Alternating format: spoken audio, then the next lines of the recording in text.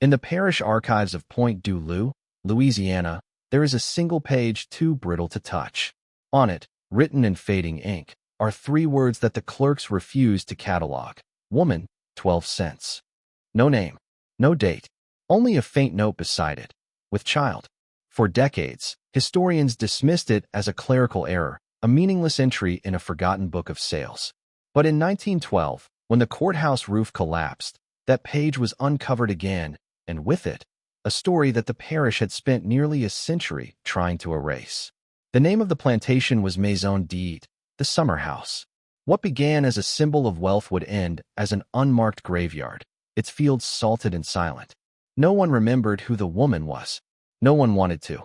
But every family in the parish carried the shadow of her story and the sound, locals said, of a bell that never rang. Built in 1828 by Judge Ambrose L.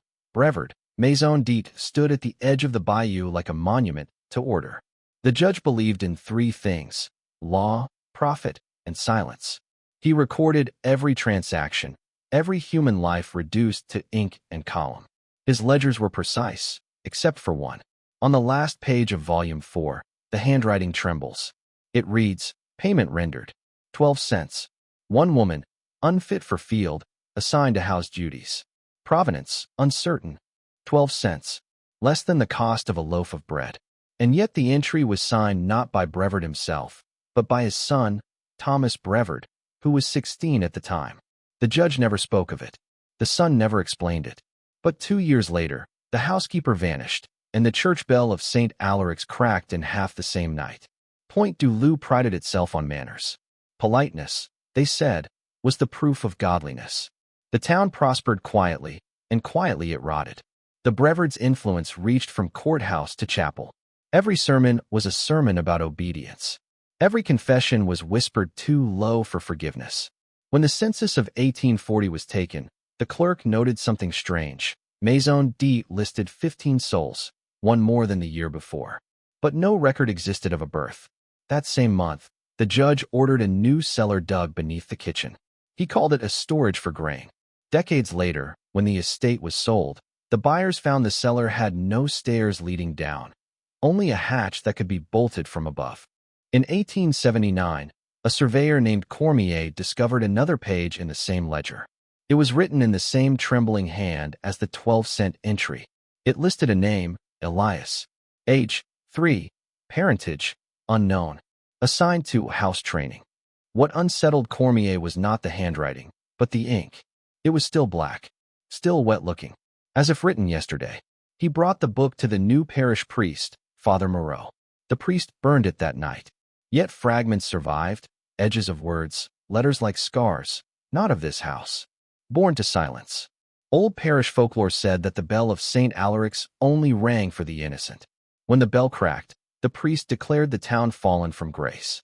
But years later, an old sexton confessed to something else. He said Judge Brevard had ordered the bell recast after a household incident.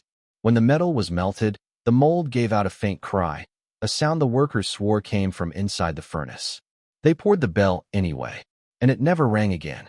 Locals said that on humid nights, if you stood beneath its tower, you could hear faint breathing in the iron. By 1852, Maison had fallen into disuse. The fields grew wild. The shutters hung open like mouths. Thomas Brevard inherited the property after his father's death. He left it untouched, except for one room. Visitors described it as a nursery with no windows. The cradle inside was carved from cypress, lined with blue cloth, though no child had lived there for 30 years. In the corner hung a single rope, tied to a small brass bell. The room smelled of salt and iron. A diary surfaced in 1898, written by a neighbor, Mrs. Renaud.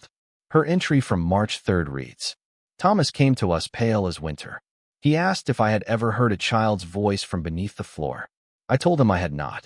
He said, then pray you never do. That night, Mrs. Renaud saw lights in the plantation's fields, 15 small lanterns, drifting toward the bayou. No one carried them. She burned her diary after that entry. Only the one page survived. In 1902, a state archivist reopened the Brevard estate records. Among the court documents was a petition by Thomas Brevard requesting to erase an illegitimate entry of sale. He called it the woman bought for 12 cents. He claimed it was an error of charity. The request was denied. The file was sealed. 2 weeks later, Thomas hanged himself in the old nursery. The bell beside him, the same one from the cradle, was missing. In 1910, the property was purchased by the Fonteneaus, a devout family who sought to turn it into a Christian school. The renovation crew unearthed strange items: bundles of hair wrapped in cloth, a cracked ledger plate, a tiny bell cast in brass. When the school opened, teachers reported faint crying between lessons, soft, rhythmic, and always from below the floorboards. They blamed the humidity. On April 17, 1911, the music teacher, Miss Durand, failed to appear for morning prayers. Her students said she'd stayed late, practicing hymns near the cellar. When they searched, the hatch was open. A faint hum filled the air, not wind, but something like a lullaby hummed through metal. They found her shoes beside the hatch, placed neatly, facing down. She was never found. Following the disappearance, the church ordered the school closed until further investigation. They sealed the cellar and the archives. But before leaving, the parish priest noted a detail. The bell of Saint Alaric's had rung that night for the first time in 70 years. It rang 13 times. In 1933, journalist Evelyn Carter arrived from Baton Rouge to write an exposé on Louisiana's lost parishes. She called Maison decay a monument to selective memory. Locals refused to speak. But one night, an old groundskeeper slipped her a tin box. Inside was a torn ledger page. The same handwriting, the same trembling script. It read, "She came from the river. She would not give her name. Said the child was not hers. Said it belonged to the house." Carter traced river records and found a flood in the spring of 1829, one that washed away half the slave quarters near Brevard's Land. Survivors listed one missing woman, described only as silent. In oral accounts collected later, townspeople claimed a strange boy lived in the Brevard home, pale, distant, never speaking. When asked his name, he'd only whisper, "Elias." Workers restoring the house in 1952 reported hearing tapping beneath the floors. They found, under a layer of earth, wooden boards carved with symbols resembling tally marks. In the center was a single word burned into the wood, Elias. They sealed it back up. The foreman quit that same day. An acoustician tested the church bell in 1968. His notes record an unusual resonance pattern, a subfrequency of human breath. He dismissed it as vibration distortion. But in his private journal, he wrote, "When recorded at night, it sounds like two voices, one calling, one answering." Blueprints uncovered in the 1980s revealed the cellar's true structure, not square, but circular, with 13 niches carved into the walls, each labeled with a number. Niche 12 contained the symbol of a bell. No record indicates what was placed there. In 2004, archaeologists examined the site. Beneath the cellar, they found a smaller chamber, flooded and unreachable. Ground-penetrating radar showed objects shaped like human-sized crates, 15 of them, arranged around a void. When they lowered a microphone into the chamber, the recording captured static and, faintly, a heartbeat. The file was classified corrupted. A final annotation from the State Archive, dated 2010. Item, Brevard Ledger, Volume 4. Entry erased by unknown hand. Only the words, "not for sale," remain visible under light. The archivist who wrote the note resigned the same year. In his resignation letter he added, "There are debts that can't be repaid in coins." Today, Point du Loup no longer exists on most maps. The bayou reclaimed the fields. The bell tower of Saint Alaric's leans, the bell within rusted silent. Visitors claim the air feels thick, like standing underwater.